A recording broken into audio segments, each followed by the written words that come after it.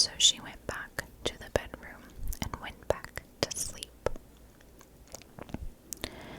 When Joe returned back to the trailer with Robert, Angela, and Michael, they noticed a briefcase sitting on their doorstep. The teenagers immediately grew very excited for the briefcase, and their thoughts went wild. They began thinking that this briefcase possibly held money or gems or something that would make them all rich. So Angela Blount picked up the briefcase and carried it inside, setting the briefcase on the floor in the living room. Now, I'm not sure if Susan was still in the back room sleeping or if she had come out at this point, but as soon as Angela opened the latches on the briefcase exploded. This explosion sadly instantly killed Joe, his daughter Angela, and his nephew Michael. Robert was harmed in the blast but was not standing as close as the others, and Susan did not have any injuries at all. So the police began to search as to who possibly did this to the Blount family and why, but they were unable to find any clues whatsoever. After looking into the Blount family, they could not find any enemies or reasons as to why someone would want to harm them at all.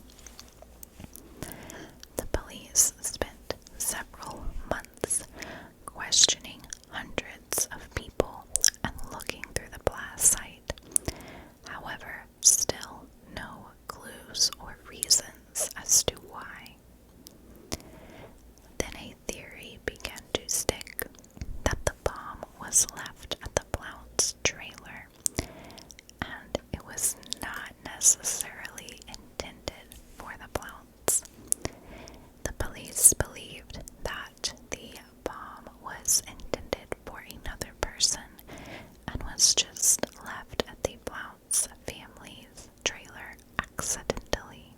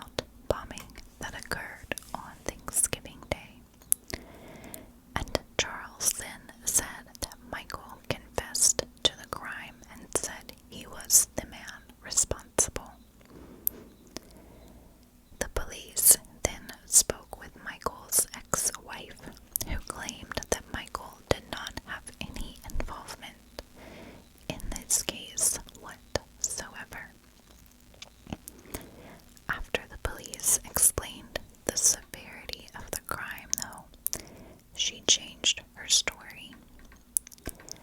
Now, Michael's ex-wife's name has never been publicized, so that's why I don't have that information.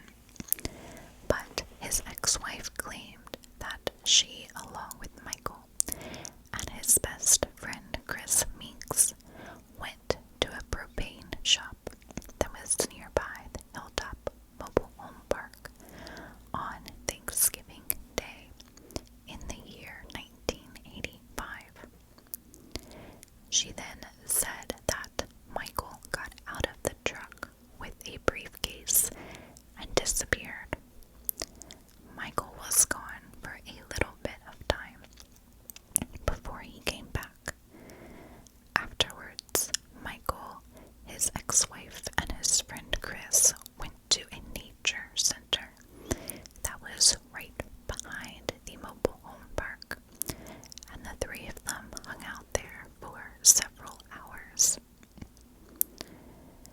Michael had another cellmate named Finis Blankenship at another point in time, and Finis told police that Michael told him he was paid $5,000 for the murders, and that the murders were a drug-related hit, but that Michael had accidentally placed the briefcase on the wrong doorstep. The hit was not intended for the Blount family, but they were unsure as to who it was intended for. This case then went to trial in the year 1999, and during the trial, Michael claimed that he had nothing to do with the case, and that his two cellmates were making up the story so they could get out of jail earlier or negotiate various terms of their sentence. Michael said that he did not hear anything about this crime until it was reopened in the year 1997, 12 years after the case even happened. Michael said he was even unaware that the Hilltop Mobile Home Park even existed. Michael's ex-wife and his friend, who claim he was driving a truck on the night of the bombing, Michael said was incorrect, because Michael claims he did not purchase a truck until December the 13th, several weeks after the bombing initially took place. Despite all of Michael's claims, he was still found guilty and sentenced to death. Not long after Michael was convicted, though, discrepancies began to be found.